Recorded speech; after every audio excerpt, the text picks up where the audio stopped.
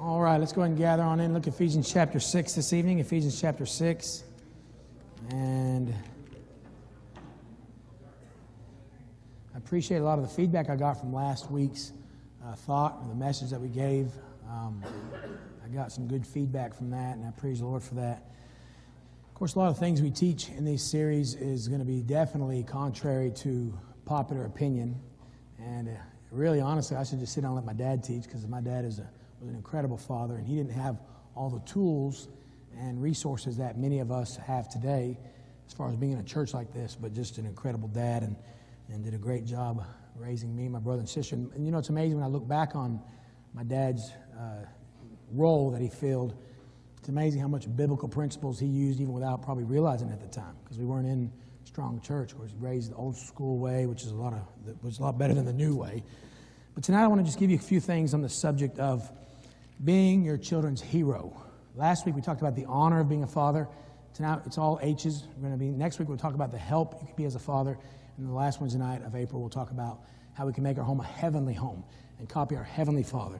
That one will probably be the most convicting message of all, at least it will be for me. But tonight we'll look at the subject of being a hero, okay? All of us probably in this room at one time or another have grown up enjoying some heroes out there, whether it be sports heroes or, most importantly, military heroes. And, of course, we have even what's called superheroes, all right? Let's go and get this out of the way. Who are the Superman fans in here? Superman? Me too. And then Batman. Batman is not really a hero. He's just a rich man with fancy gadgets. And Batman really wouldn't be considered a superhero, but Superman would be because he can fly, right? But I've heard the debate. I know all the Batman lovers and all that stuff, but the fact is both of them are fake. So we should focus on the real heroes. But the fact is children look for heroes. Can I be honest with you? When I was 5, 6, and 7, I appreciated Superman more than I do now at 41. I don't really care anymore. I don't care about Batman. I haven't seen a Batman movie since the 1990s, and I don't care to watch. I don't even know if they have a new Batman movie, because it doesn't interest me anymore. I'm not saying if you do that, I'm not saying anything bad about it. It just doesn't. My perspective on heroes has changed. When I was younger, as a teenager, being a football player, I really looked up to and idolized football players, pro players. But now, like I said already, I look up to our military more than anything. I'm thankful for those that have served and are serving. They're the real heroes of America. And I think the more we teach children that they're the real heroes and the less we teach that LeBron James is, we'd be better off as a country. Amen? Right there for that. But the fact is, heroes is simply, if you look at the subject of heroes and superheroes, watch this now. What makes a hero or a superhero even a superhero, let's forget the super, let's just talk about heroes. What makes a hero by definition and in principle is simply this. They are willing to do the hard things that others, watch this now, can't do or won't do. Meaning sometimes all that divides a real hero from a non-hero is the fact that this non-hero could have been, but they just refuse to do it. In many cases, it's because they can't do it. Now, as a father in this case, as we start talking about being a father and being a hero as a father, it's more about what they can't do, okay? There's a lot of things that I have to do as a father that my kids quite can't do, and that's my job to make them able to do these things someday. I'm going to give you 4 simple words that start with the letter S, so it's easier for taking notes. I did this on purpose. Every Wednesday night I have a H word, and then this is a very simple message, but at the same time I think you'll see some principles that can apply. So, again, the real hero is simply this. It's a person that does the hard things, does things that others can't or won't do. Number 1, if you want to be a real hero to your children, teach them salvation. Period. Salvation, salvation, salvation. Let me stop real quickly and say this. It doesn't stop when they get saved. I think that's just the beginning. From the time all 4 of my kids were born and the times they were able to start communicating, I prayed for their salvation and we talked about salvation. Now, let me be careful when I say this. I didn't pressure them into making a decision for salvation. Never. In fact, if anything, especially when they were younger and they were ready, wanting to get saved, I want to make sure they were ready. A lot of times I would try to postpone our conversation to make sure they were really ready and under conviction. But the fact is, we talk salvation all the time. Now, all 4 of my kids are saved. I personally led all 4 of them to the Lord. And guess what? At 17, 15, soon to be 12, and 9, we still teach and talk salvation. Look at Ephesians chapter 6 and verse 17. All right, our main text is verses 1 through 4, but verse 17, I'm not going to spend a whole lot of time on this because it's very simple. But the Bible says, and take the helmet of salvation. God talks about the armor of God here, and I don't know about you, but a helmet is probably one of the most important parts of the equipment. It is in football, but the helmet of salvation. It's not just something they get one time and they leave it. I'm amazed how many times we get our kids saved. We're thrilled with that. It's like, yay, our kid got saved, but then we just stop there. No, we need to continue to teach about what salvation means in life. I've preached a message here before called this: I believe in a salvation works. I don't believe in a works salvation, but I believe in a salvation works. Meaning we don't have to work our way to get saved, but after salvation, we need to work on it. We need to work on being thankful for it, appreciative of it. And by the way, 3 of my 4 kids have been able to lead people to Christ themselves personally, even at young ages. Praise the Lord. Why? Because we emphasize salvation. And I want to emphasize it so much because you know what else? I know I got grandchildren coming someday. And if it becomes such a part of their lives, guess what? There's a good chance my grandchildren, future grandchildren, will know about salvation at an early age. So let me say it again clearly tonight. If you want to be a hero to your kids, teach your kids about the greatest truth of mankind and the history of mankind. And that is to be saved from a place called hell and to be saved for a place called heaven. We know that Jesus Christ is the real hero of salvation, but we fathers are the ones that from the time they're born teach it and live it and appreciate it and enjoy it and praise God for it and emphasize it and make a big to-do about this beautiful gift of salvation. Amen? Number 2, real quickly, teach your children to be spiritual. Teach our children to be spiritual. There's nothing wrong with emphasizing spiritual things. And let me go ahead and say, this is where it gets a little blunt. I'm tired of mothers being the more spiritual one in our homes. It happens too much in America. And not so much in this church, but men, we should be the spiritual leaders of our home.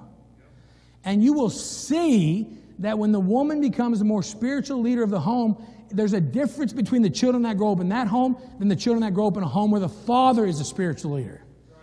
Now, I've said it oftentimes that my wife has probably will forget more Bible than I'll ever learn. I mean, she's been reading her Bible since she was little. Her Bible knowledge is incredible. But she will tell you that I strive to lead my home in a spiritual way. I got saved later in life than she did, but I sure am trying to catch up. Why? Because it's my duty. I'm the one that received the command from God to teach my children in the ways of the Lord. Ephesians chapter 6 again, verse number 4. And it says, "Ye fathers, provoke not your children to wrath, but bring them up." Bring them up. That means I'm there from the time they're born to the time they leave my house and get married and start their own home until they leave and cleave. Amen? It's my job to teach them to be spiritual. Ephesians chapter 6 and verse 10 through 12, the Bible says this: "Finally, my brethren, be strong in the Lord and in the power of His might. Put on the whole armor of God that you may be able to stand against the wiles of the devil." We'll read verse 12 later. But the fact is there's an enemy out there after the devil, after our children. He's the devil. Watch this now. It's my job to protect my children from him, but it's also my job to teach them how to fight against him by being spiritual. Now look, if you hang around my family, hang around Brother Nick's family, you'll see that we enjoy life. We enjoy many carnal things. And carnal isn't always sinful. You know, there's a difference. There's sinful, carnal, and spiritual. But the problem with many fathers today, and I have to fight it myself, is we spend too much time in the carnal and not anything in the spiritual. It's not my wife's job to spiritually lead the kids. And unfortunately, a lot of women have to step into that role because we're not doing our job. Fathers are not doing what they're supposed to be doing, and women in their heart sincerely want to please the Lord, so they step up and become the spiritual leaders of the home. I see it all the time. We need to be spiritual. All right, I'll give you some practical tips on that. Number 1, here's some things on how to be spiritual. First, talk about spiritual things. Now, this is where I lose people, okay? And so I might get criticized for this, but I'm just telling you what's worked in my home, okay? We don't sit down every night, and I don't force my kids to sit at a table, and we don't have a time where 9 to 9:50, you have to sit down, and I'm going to preach to you for 15 minutes. We don't do that. Now, if you do that, that's fine. I'm not saying I'm against that. I'm just saying we don't do that. I believe instead of 15 minutes of spiritual talk at a family devotions, it needs to be an all-day thing that you live. Meaning, if God gives us a beautiful day, brag on the Lord for giving us a beautiful day. If God gives us rain, brag on the Lord because He gave us rain to water the flowers and the grass. I read my Bible. My wife reads her Bible. And guess what? Now 3 out of my 4 kids are reading the Bible every day. Not because I forced them, but because we talk about spiritual things, because we live out spiritual things. They see it. It becomes their life. So we don't have 15 minutes. Watch this now. This is where I get criticized. We don't have a 15-minute devotional time. Sometimes it's all day long. And it's not something I bring up many times. They bring it up. They ask questions about God. Because from the time they could hear and speak, we began to emphasize the things of God. So here's some practical things. Talk about the blessings of God regularly. Let them know how good God is to us.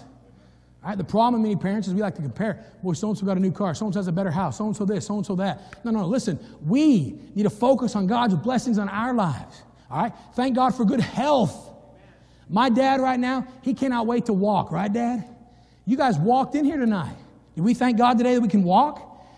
It's the little things that we brag on to our kids about God that our kids start learning. Man, God sure is getting credit for a lot of things. Why? Because He should. And the more we talk spiritual things about the things of God, the kids start to just get used to it. Now, I don't have to worry about, I don't want to touch on a touchy subject. No, I can talk to my daughters, my 2 oldest daughters, freely about spiritual issues, about marriage, about their future husbands, about their Bible reading, about their prayer life, freely. And it's not like, here we go again, Dad's going to preach at us. No, they get enough preaching right here. They hear me preach all the time. What they need to see is a dad that lives the spiritual life. And I fail, but I sure try, right? So number 1, salvation. Be a hero there. Number 2, be a hero spiritually. Why? Because if we are a hero spiritually, our daughters will want to marry a man like us, and our sons want to marry a wife like a lady like our wives. Making spiritual things an emphasis. All right, number 3. I want to spend time with this one. Number 3. All right, this is where we're going to get a little controversial. You'll be okay. If you want to be a hero to your children, teach them standards. Teach them standards. All right, let's look at Ephesians chapter 6, verses 1 through 4 again. Children, obey your parents in the Lord, for this is right. Honor thy father and mother, which is the first commandment with promise, that it may be well with thee, and thou mayest live long on the earth. Verse 4. And ye fathers, provoke not your children to wrath, but bring them up in the nurture and admonition of the Lord. All right, again, let me ask this question. What does bring them up mean? Teaching them. But the phrase, bring them up. You know what that means? Literally, it means what? Constant bring them. Meaning what we've been teaching them at 2 is the same thing we're going to keep working on when they're 14, right? It's the whole process. All right, here's what happens to a lot of fathers today. And I want you to look at Ephesians chapter 5. Let's back up one chapter. Look at Ephesians chapter 5. Verse 1, the Bible says this, be ye therefore followers of God as dear children, and walk in love as Christ also hath loved us, and hath given himself for us, an offering and a sacrifice to God for a sweet-smelling savor. But, look at this, fornication and all uncleanness or covetousness, let it not be once named among you as becometh saints, neither filthiness, foolish talking, jesting, which are not convenient, but rather giving of thanks. All right, it's my job as a father to establish the standards of my house. Let me give you an example, okay? Fathers are usually pretty good about being involved in their children's lives from the time they're born to the time they're 3 or 4. But a lot of times after that, they delegate to the mother, and they just kind of back away. Okay, I'm going to give you some examples of that. When my daughter was 7, 8 months crawling, my biggest concern was things like that. See that? Our doctor always told us to put those little plugs in the wall. We didn't do that because they didn't do that for me. It's called saying no and disciplining them. You just say no, don't touch it. You put the little plug in the wall, you just put a Band-Aid on it. No, you discipline them. No, you don't touch that. You smack their hand, you discipline them. You know, there's biblical ways to discipline your children. Spanking and all that stuff. I'm not teaching that tonight, but the fact is I established some standards there. And I made sure they didn't touch that. One of my children, I'll never forget, she loved to mess with the bookcase in our living room. And my wife had this bookcase for a while, and there was books on the shelf, and she would just go up to it and pull the books on the floor and then leave them. And she loved to do it when I wasn't there. When Mama was there, she'd do it. My wife would walk around the corner and she would see my wife and just grab the books and throw them on the floor and just kind of like, what are you going to do about that? My wife finally said, I know what I'm going to do about it. I'm going to tell Daddy when he gets home. And so my wife was putting the books back. And so the next time I said, don't do that. Leave the books on the floor. And when I get home, I'll ask why the books are on the floor. So my wife didn't put them back. She left them. They were on the floor. I got home and I asked why the books were on the floor. Guess what she did? She ran and hid. She crawled under her bed. Why? Because she knew she was in trouble. There was a standard established. My wife was helping enforce it, but unfortunately, a lot of times, our kids will test the boundaries and push the limits, and they want to see how far they'll push them, and sometimes they'll push them more against the mother, and it's my job to come home and say, hold on a second. I've said this to my kids many times. I don't say this is your mother. I say this is my wife. You better not mess with my wife. I establish standards. All right, isn't it amazing? Brother Gary, you guys have some cattle down there in your farm, right? Do you guys have a fence around them? You do? Why? I mean, Tim, you have sheep? You have a fence around your sheep? Why? Why would you put a fence around sheep and cattle? They're not that important. Yet, you know what's amazing? Now, stay with me now. We'll fence in our pets and our animals, but we won't fence in our children. Let me give you an example of that. No, you can't touch that when you're 2 years old. No. 18 months. But at 13, here's a cell phone. Do whatever you want with it. What? I would rather my kid play with that all day than a cell phone on our own. I'm not preaching against giving cell phones to your teenagers. I'm not. I did not do that. I have not done that, and I will not do that until they graduate high school, which means pretty soon someone's going to get a cell phone in my family. All right, but watch this now. Why? Because I have established that as a standard. So my kids aren't mad, because from the time they were 2, I said, this is the boundaries that I've established. And guess what? At 17 years old, she has no problem with it. All right, when my wife and I found out our first baby was a girl. All right, we're going to get into the fun stuff right now. The first thing me and my wife need to talk about was dress. All right, if you've been coming to this church for a while, you know exactly how my family dresses. We don't dress that way just to be funny. We believe it biblically. That's what we believe. Many of you disagree with that. That's fine. I'm right and you'll be wrong. Okay, but anyway, but I established these standards when they were 2 years old. And by the way, let me just say this about that. We wonder why there's transgender issues today. How come she can wear what I wear, but I can't wear what she wears? I can, but I'll be called a fruit.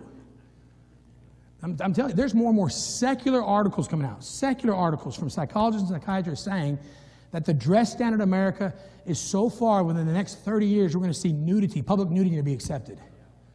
And I knew I was preaching on this, and last Friday and Saturday at the airports, listen, the women today, the way they're wearing these tights and these yoga pants, are you kidding me? Have you seen the way public high school girls play volleyball nowadays? Have any of you seen what they wear? Every time I see that, you know what I think to my wife? I said, these fathers ought to be calling that school and saying, I demand my daughter not wear those shorts. But you know why they keep wearing them? Because dads don't make those decisions anymore. Mama does. It's not her job, man. It's my job. I established the standards. I asked my 17-year-old the other day, just curious. I said, baby, let me ask you a question. She said, sure, Daddy. I said, why have you never challenged me on the issue of dress or cell phones or I'm just curious why. She said, well, Daddy, that's easy. I said, okay, tell me. She said, Daddy, you put up a boundary around my life, and you said I'm free to do whatever I want within that boundary. And I've experienced so much freedom, I don't need those things. My 17-year-old daughter told me that the other day. I got goosebumps all over. Why? Because I taught them standards. I said, Daddy lives this way, Mama lives this way, not to be mean, but to keep you safe. Why would I worry about that and not the things that they got to face when they're 17? When they're 15, 16, 17 is far worse than that. I'd rather worry about that. Amen? Somebody help me. I'd rather worry about electricity. I'd rather worry about a hot stove. I'd rather worry about a bathtub than what they had to face out there as teenagers. And yet fathers do this. The girls 2, 3, 4, 5, sons 5, 6, 7 years old. And then they hit a certain age and we turn all the power over to mama. And mama's confused now saying, wait, I haven't been doing this all along. Why am I doing it now? She's not supposed to. I'm still supposed to do it. I'm the father. So I establish these standards, and they're free to roam. Your cattle and sheep, they get mad at you guys because of the fence? Have you ever had a cattle protest, Brother Gary? Brother Tim, have you ever had a sheep get mad and threaten? They sometimes get out. But they get mad when you bring them back and put them in? I mean, do they get mad and kick you and protest and hold up a sign and go on starvation fast? And no. You know what kids are saying all over America? They're begging for somebody to say, where's the line? They want a line. They want a line. You'd be amazed how many times I preach to these teenagers. And listen, I'll preach to crowds of hundreds of teenagers. And boy, there's these public school teenagers. They've got the tattoos. They've got the shaggy hair. They've got the clothes that many of us would be like, ooh, look at them, right? But the Christian school teenagers will sit there like a bump on a log, and these public school teens will come to the altar and cry and hug my neck and say, preacher, where has this been all my life? It's inside the heart of a child to have somebody say no. They push the limit. They push the limit and push the limit. And somebody's got to be there to push back. And if they're not there to push back, they go too close to the cliff and they fall. And it's happening in our Christian homes right now. If your kid has a cell phone, have you seen what they've been texting lately? Do you see what they post on Instagram? Do you see, or are they able to delete everything so you can't follow up on that? You said, preacher, you're being a little old-fashioned. Thank you. Thank you for the compliment. You know what? I've seen a whole lot of heartbreak in that office there because of cell phones. Because of teenagers who got to a certain age in their life where their mom and dad just said, you know what? The fence is broken down. I'm not going to repair it anymore. I trust you. No. The book I was been reading by Dr. Meg Meeker on Strong Fathers, Strong Daughters. She says in that book, this is a woman doctor, right? I'm not saying I agree with this, but the fact that I'm quoting probably shows you that I agree with it, all right? But she says this. She says, especially teenage daughters want to know if their dad loves them enough that they'll even stand up to their own wives sometimes to protect their daughter's safety.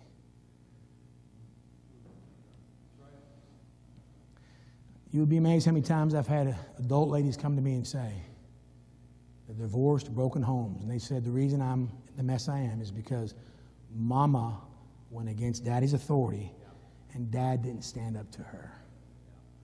One of the most beautiful words we as fathers can say in our homes to our own wives sometimes is this: no. No. You know what happened when Adam wasn't there to say no to Eve? She ate it. The Bible says the woman was deceived. It's not a knock on women. My wife has so many more strengths than I'll ever dream, but I was made to lead my home, and sometimes that means even looking at. You know what's sad about America today, Brother George? Most men would rather pick up a gun and go fight in Iraq than face their wife at home. Yeah, you're right. They are terrified to tell their wife, well, we're going to change some things. Because it's been going on so long. When we don't establish standards, listen and watch this. This is a very important statement I'm about to make here. If we don't take a stand right now, the next generation is going to go a whole lot farther, and a whole lot farther, and a whole lot farther. Let me ask you a question. If George Washington came to life today and walked to the average Walmart in America, what do you think he would think about the way everybody's dressing and talking and acting? He'd have a heart attack. But it's because Christian fathers got tired of fighting the battles. See, what made Superman great is he always showed up when the bad guy showed up. What made Batman good in the movies was he was always there when the bad guy showed up. You know what makes our military the real heroes? Every time we're attacked, they're ready to go to war. But what's happened with many homes in America is the fathers have gone AWOL. They're right there in the homes. They're present. But they decided to delegate something that was not supposed to be delegated to the mothers. And the mothers decided to establish the boundaries and the standards. And then the next thing you know, our kids are doing things. They're confused because for years they were told, no, don't touch that. And now we're saying, hey, do whatever you want. Go to whatever church you want. Read whatever book you want to read.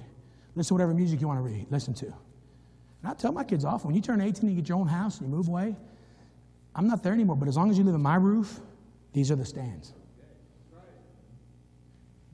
Listen, all right? I've never had one rebellious fight for my 2 teenage daughters, not one. Ask them. Ask them tonight. I have nothing to hide. Ask them if they're happy at home. Ask them. I give you complete permission to ask them. Why? Because I've been consistent from the time they're 2. And you know why I was? Because he was. And because preachers have told me the most important thing in child rearing is consistency. Amen. See, when they're 2 or 3, we dress them a certain way. Now they're 15, they can do whatever they want. That's confusion. At 2 and 3, they can listen to this kind of music, but now at 15, they can listen to whatever they want. That's confusion. It's babble. And it does not show the child we care enough to protect them. We're more concerned about protecting cattle and sheep than we are our own children. And you know what? You can have freedom, all the freedom you want, as long as you stay inside that protected boundary. All right, I'm enough on that. Let me give you the last one. I'm done. Number 4, teach them to stand for the Lord.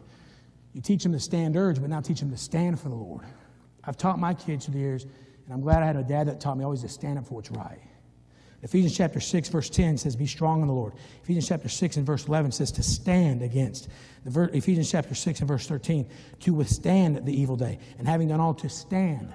There's nothing wrong with teaching our children to stand up for Jesus, to not be ashamed of Jesus Christ, to testify about Him, to sing about Him. And by the way, that's one of the reasons I love our youth choir. And I'm glad you parents let your kids sing. They stand up here every Sunday night and they sing about Jesus. That is a small step in standing for Jesus. They learn to stand for Jesus here. They learn to stand for Jesus out there. And we need Christians today to stand for Jesus Christ. Amen? And it's a beautiful principle. And I believe today, if you teach your children salvation, spiritual, and by the way, standards, make sure they're always backed up by the Bible. I've always taught my children to stand. I meant to mention that's in my notes. I've always taught them to stand. The standards we have, I taught the biblical principles.